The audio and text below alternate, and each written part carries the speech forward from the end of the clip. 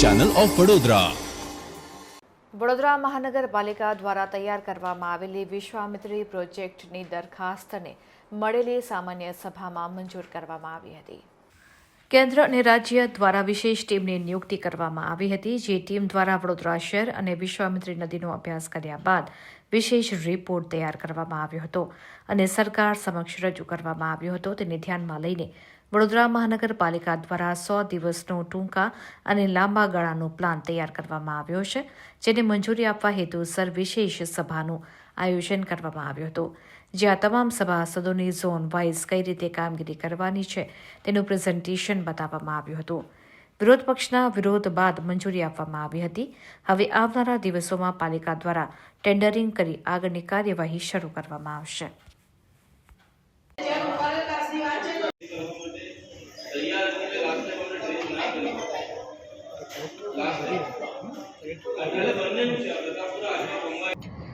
આપણે સૌ જાણીએ છીએ તેમ ગ્લોબલ વોર્મિંગને કારણે વરસાદની બદલાતી પેટર્નને લઈ અને આ વર્ષે વડોદરા શહેરમાં પૂરની પરિસ્થિતિનું જે નિર્માણ થયું અને એમાં જે પણ તકલીફો પડી, આ બધી જ સમસ્યાઓને ધ્યાને લઈ અને કેન્દ્ર સરકારશ્રી અને રાજ્ય સરકારશ્રીના માર્ગદર્શન સાથ અને સહકાર અન્વયે એક આખી કમિટીની રચના કરવામાં આવી અને તેમના દ્વારા એક આખો રિપોર્ટ તૈયાર કરવામાં આવ્યો. આ રિપોર્ટ જે છે તેના પ્રેઝન્ટેશનનું આજરોજ વડોદરા મહાનગરપાલિકાના સર સયાજીરાવ સભાગૃહ ખાતે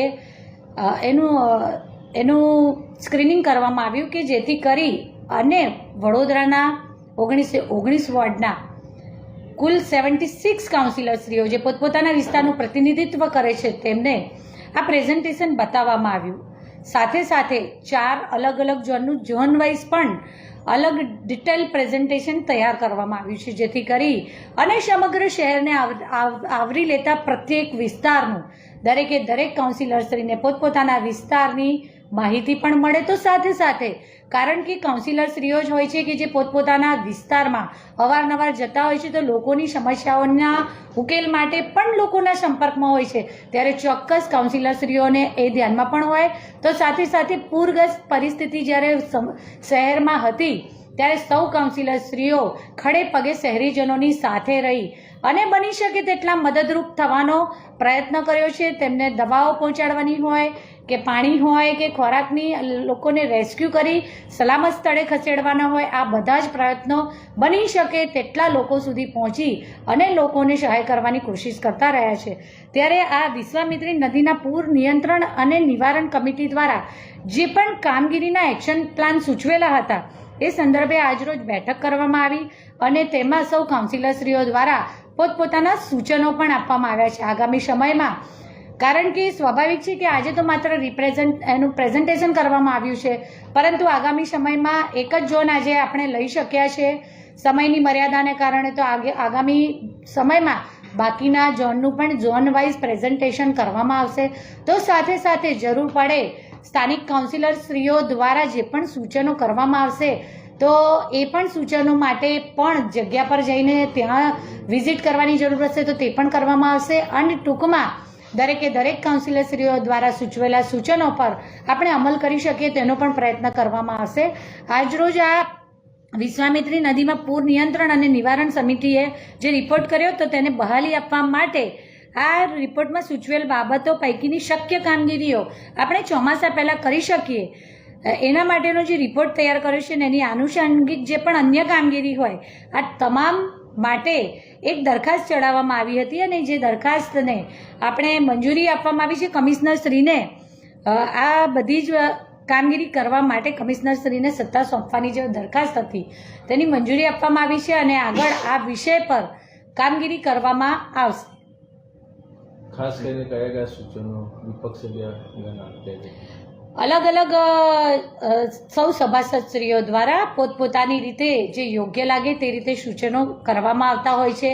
તો ઘણા સૂચન એવા પણ હતા કે જ્યારે આપણે જ્યારે ડિસિલ્ટિંગ કરીએ છીએ ને જ્યારે ડ્રેઝિંગ કરવામાં આવે છે તો જેટલા પણ પેલા અલગ અલગ સ્થાનો કે જ્યાં સરકારી જમીન છે અને જ્યાં પાણીના સંગ્રહની શક્યતા છે ત્યાં આપણે તળાવ બનાવીશું, એ રીતનું સંગ્રહ સ્થાનો ઊભા કરવાની જે આયોજન છે તો એના સંદર્ભમાં એવું પણ સૂચન આવ્યું છે કે જ્યારે આવી રીતે કારણ કે આ પાવાગઢથી વિશ્વામિત્રી નદીનું ઉદ્ભવ સ્થાન પાવાગઢથી લઈ અને પિંગલવાડા સુધી સમગ્ર શહેરની મધ્યમાંથી જ્યારે પસાર થાય છે ત્યારે જ્યાં પણ આવા નવા સંગ્રહ સ્થાન બનાવવામાં આવે તો આ જો મોટા તળાવો હોય અને એનું પણ ઉપયોગ આજુબાજુના ગામડાવાળા અથવા તો જે શહેરની હદમાં પ્રવેશ કરતા હોય ત્યારે પૂર્વ ઝોનના વિસ્તારમાં પણ પૂર્વ ઝોનના કેટલાક કાઉન્સિલરશ્રીઓ દ્વારા આ પણ રજૂઆત કરવામાં આવી કે આ પાણીનો ઉપયોગ સમગ્ર વર્ષ દરમિયાન લોકો કરી શકે ત્યારે ફરી ચોમાસાની નજીક પહોંચવાના સમયગાળા સુધીમાં ચોક્કસ આ તળાવોનું પાણીનું લેવલ ડાઉન થયું હોય તો કેટલાક વિસ્તારમાં પોતાના વિસ્તારમાં રહેલી કાંસોની માહિતી, જે ભૌગોલિક માહિતી કાઉન્સિલરશ્રીઓને છે, જે ઓલરેડી સમગ્ર એમાં તો છે જ, કોર્પોરેશનમાં તો છે જ, પણ કાઉન્સિલરશ્રીઓ પાસે પણ કેટલીક માહિતી એવી હોય કે જે એમના દ્વારા સૂચવવામાં આવી છે. જેમ કે મહાનગરનું નાળું છે તેની પણ રજૂઆત કરવામાં આવી હતી. તો 15 નંબર, 16 નંબર અને 14 નંબર આ બધાના પાણીનું જે 16 નંબરની નજીકમાં ક્યાંક વેક્યુમાઇઝેશન ના થાય, એક જ જગ્યાએ આ પાણી સ્ટેગ્નન્ટ ના થાય એ માટેની રજૂઆત કરવામાં આવી. તો સાથી પક્ષના સભાસદશ્રીઓ દ્વારા એમના વિસ્તારમાં પણ નવી કાંસ બનાવો જ નહીં કે જેથી કરી અને નીચાણવાળો વિસ્તાર હોય પણ અત્યાર સુધી એમના ત્યાં પાણીનો ભરાવો નથી થયો તો જો આ કાંસની ત્યાં આગળ આમ લાઈન આપવામાં આવે તો એમને તકલીફ ન પડે તેની ચિંતા વ્યક્ત કરવામાં આવી. તો મારા સાથી સભાસદશ્રીઓ દ્વારા પણ ઘણા બધા વિષયોને આવરી લેતા પોતપોતાના વિસ્તારના નાગરિકોને અગવડ ન પડે એની ચિંતા કરીને અલગ અલગ રજૂઆતો કરવામાં આવી છે. સાથે કમિટીએ જે પણ આ આખું તૈયાર કર્યો છે રિપોર્ટ, એમાં તો બધા જ મુદ્દાઓને આવરી લેવામાં આવ્યા છે, પરંતુ ઘણા મુદ્દા એવા પણ હોય કે જે ચોક્કસ બની શકે કે સ્થાનિક કાઉન્સિલરશ્રીઓ કરતાં વધારે કોઈ એના માટે માહિતી ન આપી શકે.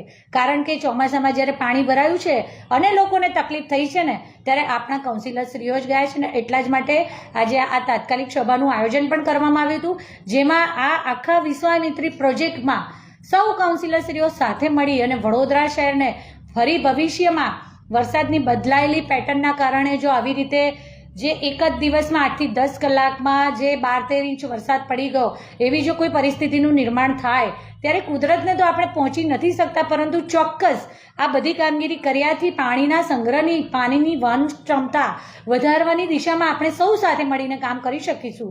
એ રીતે આપણે કામગીરી કરીશું તો ચોક્કસ આગામી સમયમાં વડોદરા શહેરમાં ફરી પૂરના ભારે પરિસ્થિતિનું નિર્માણ ન થાય. ઘણા ખરા અંશે આપણે પૂરને રોકવા માટેની પ્રયત્નને આપણે સફળ થઈ શકીશું. તો સાથે સાથે એના માટે જેવી રીતે વેધર ફોરકાસ્ટ હોય છે તેવી રીતે ફ્લડ ફોરકાસ્ટ સિસ્ટમ લગાડવાનું પણ આયોજન આ કમિટી દ્વારા અને કમિશનરશ્રીએ જે પણ પ્લાનિંગ કર્યું છે એમાં આવરી લેવામાં આવ્યું છે.